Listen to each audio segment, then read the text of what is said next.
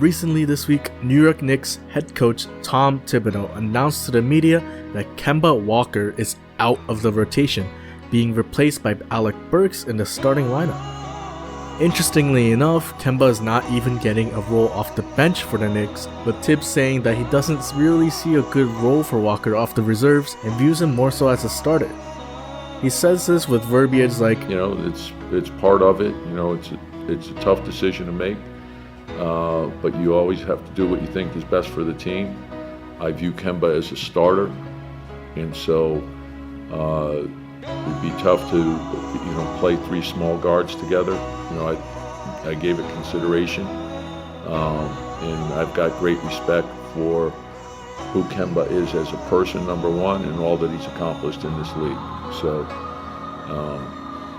but I have to do what I think is best for the team. And it sounds really more so like a retirement ceremony rather than a benching. Is Kemba done in the NBA?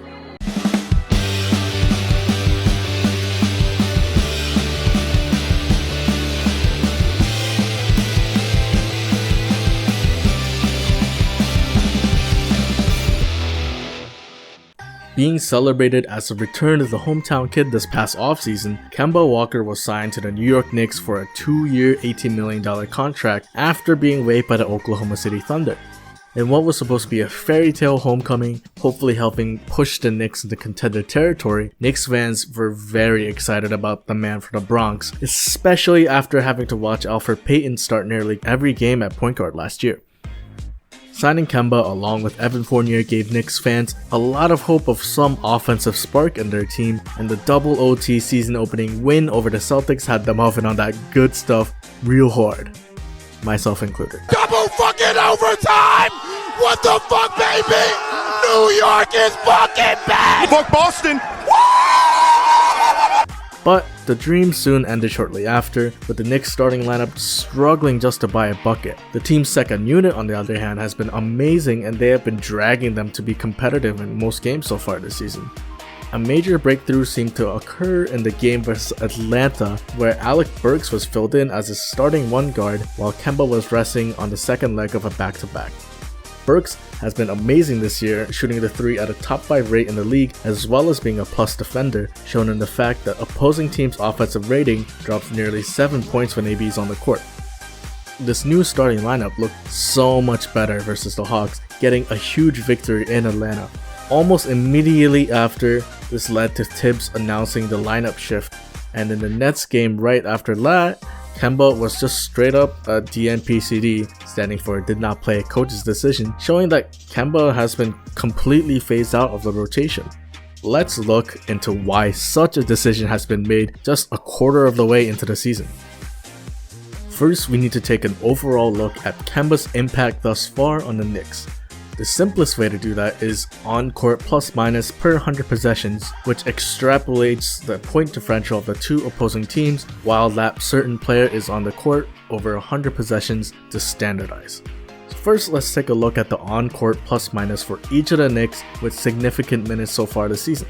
Right off the bat, we can see the clear difference in productivity between the starting lineups and the bench unit. Shoutout Obi and IQ, by the way, those two have been electric this year, kinda similar to how Trez and Lou Will were just a couple seasons ago. Kemba's on-court metrics are the worst on the team by a significant amount, both in the on-court plus-minus and especially in the net plus-minus. Some of that may be skewed by just how poorly the starting lineup has performed thus far, but it certainly is concerning how negative Kemba's individual impact has been compared to his teammates, whether it's due to fit or playing ability, etc. We'll get into that later. But it's even more horrifying when you look at Kemba's career plus-minus up to this year. I mean, the stats tell the story themselves. This year has been by far the worst of his, looking just strictly at the impact stats. It's even worse if you think about the context of the teams that he's been on, especially his first few years when he's on the Charlotte Bobcats. Those Bobcats were terrible. That includes the notorious 7-59 team, and he still had a better plus-minus on those teams than this year, by far. Now, we must ask, why has he been struggling so much on the Knicks? First has gotta be the defense. As comically hated as Elfrid Payton was, his greatest asset to the team was his defense at the point of attack. Standing at 6'4" and with a strong frame, Payton's defense was most likely the reason the Thibs trusted Elf at all with the starters, with the Knicks having the 3rd best defensive rating in the league last season. This season, with Kemba and Fournier joining the mix, the Knicks have dropped to being 17th in defensive rating. Especially bad is Kemba, who is both undersized and has lost his edge athletically due to injuries, with opponents having an offensive rating of 119 when Kemba is playing versus 102.5 when he's off the floor. That's a 17-point differential.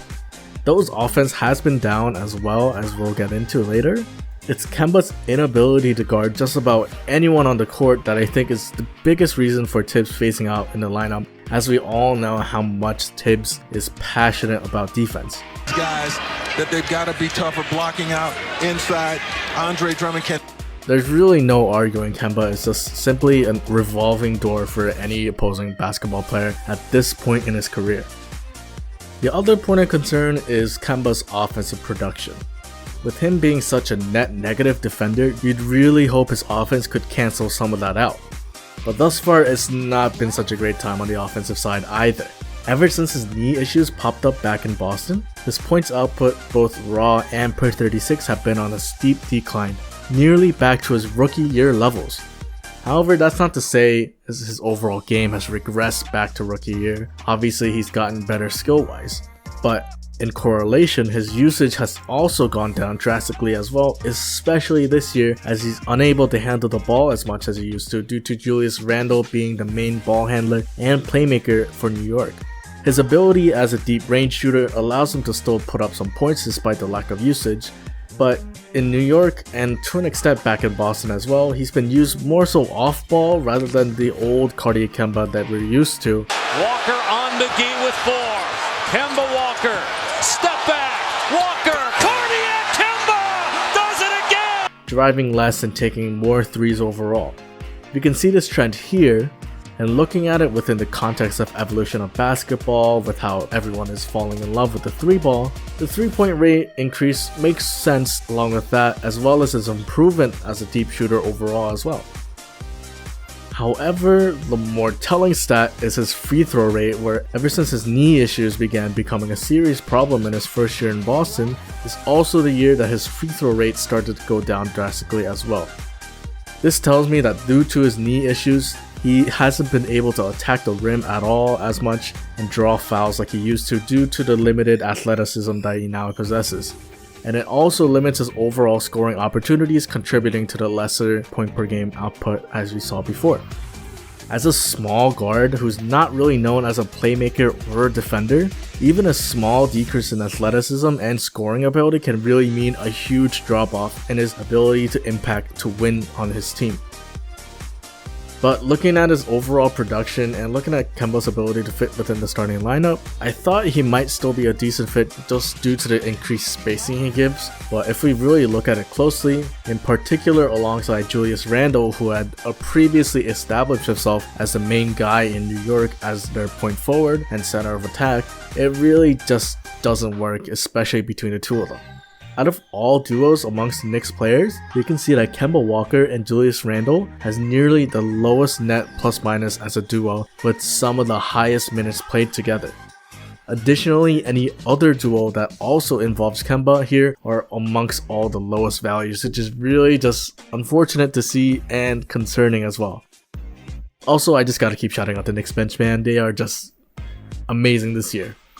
The Knicks starting lineup, as we have seen so far this year, doesn't really need someone to handle the ball all the time like a traditional point guard, mainly due to Randle's usage as a point forward. So ideally, the Knicks instead have a point guard who's more so aligns with like a LeBron team point guard. You know, a small guard who can guard the opposing team's one, but on offense acts more as like a 2 guard. Someone like Mo Williams, Avery Bradley, Marcus Smart, etc. Randle thrives in open space where he can just use his strength and his increased finesse game that he somehow pulled out of nowhere last year to draw in the defense and either finish the play or make the pass to an open shooter, which the numbers look pretty solid sometimes, but sometimes it kind of pains me to watch. But anyways, and while Kemba can play that role offensively semi-well as the off-ball guy, his defense on the other side just really pulls down any positive value he has on the offense, which hasn't been really that great anyway. I don't want to keep harping on Kemba as he seems like a really just straight up good dude, and I was hoping for a successful homecoming story, but I think, in my opinion, Thibs' decision is 100% correct for the Knicks in this season. And I really hope they can still find a role for Kemba as like kind of like a microwave guy in emergency situations, but looking at the games thus far, it really doesn't look like he'll find any playing time soon.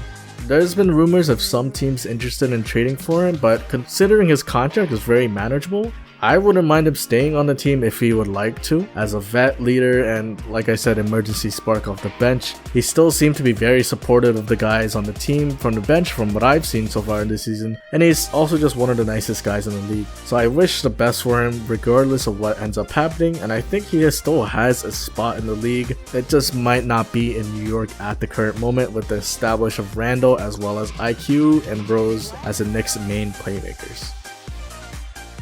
Thank you guys for listening and watching to this video. If you liked it, please like and subscribe and comment down below what I could have done better, yada yada.